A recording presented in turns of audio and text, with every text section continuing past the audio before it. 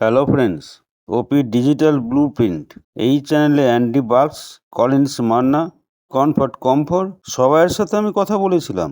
আমরা কোম্পানির আগামী দিনগুলোর দৃষ্টিভঙ্গি বা ব্যবসা নিয়ে কথা বলে যাই, কিন্তু এখনো পর্যন্ত কোন ব্র্যান্ড বা নাম হবে বলতে পারছি না। রেড স্যার গতকাল তার লাইভে আলোচনা করছেন দ্য নিউ ডাইরেকশন কোম্পানি। আমরা বলে যাই, অনফিউশন হবে কিনা তাও বলতে পারি না। আমাদের তো একটা সঠিক নাম পেতে হবে, নাহলে আমরা সার্চ ইঞ্জিনে কি কিওয়ার্ডস দেব। কিওয়ার্ডস ফর সার্চ ইঞ্জিন মানে যাতে আমরা সহজে সার্চ করতে পারি। কি তার রিলিভেন্ট হ্যাশট্যাগ হবে, বা কল টু অ্যাকশন মানে সাবস্ক্রাইব, লাইক ইত্যাদি কাকে আমরা করব। অবশ্যই ঠিক কথা। রেড স্যার তখন অন্য একটি আলোচনায় যাচ্ছেন।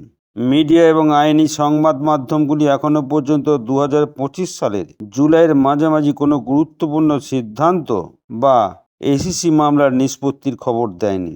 7ই জুলাই 2025 তারিখে অনপ্যাসিভ সংক্রান্ত মার্কিন আদালতের চূড়ান্ত রায় ঘোষণা করা হয়। এটি বড় আইনি প্রশ্নগুলির সমাধান দেয় এবং নতুন পথে কোম্পানিকে অগ্রসর হওয়ার ছাড়পত্র দিয়েছে। অ্যাসমুপার এখন নিউ ডাইরেকশন নামে নতুন প্রকল্পের দিকে মনোযোগ দিচ্ছেন, যার মূল বিষয় এআই, ই লার্নিং এবং ভিডিও কমিউনিকেশন। এটি এখন এক ধরনের বিজনেস অটোমেশন প্ল্যাটফর্ম হিসেবে গড়ে উঠছে, যেখানে এআইকে CRM, customer relationship management, marketing এবং ব্রডকাস্টিং টুলসের সাথে সংযুক্ত করা হচ্ছে। আরেকটি বিষয়, ক্রিস জনসন এখন কিছুদিনের জন্য বিরতিতে আছেন, আর মার্টি ও রেডফার্ন নিয়মিত লাইভে কোম্পানির আপডেট জানাচ্ছে। ফাউন্ডারদের বলা হচ্ছে ধৈর্য ধরে অপেক্ষা করতে, কারণ পুরো ইকোসিস্টেম পরিবর্তন হচ্ছে। এআই চালিত বিভিন্ন বিজনেস টুলস খুব শীঘ্রই লঞ্চ হয় বলে আশা করি। রেড স্যার বলেছেন, এখনো পর্যন্ত 4বার আমরা ওইএসএ ও নিউজ পেয়েছি।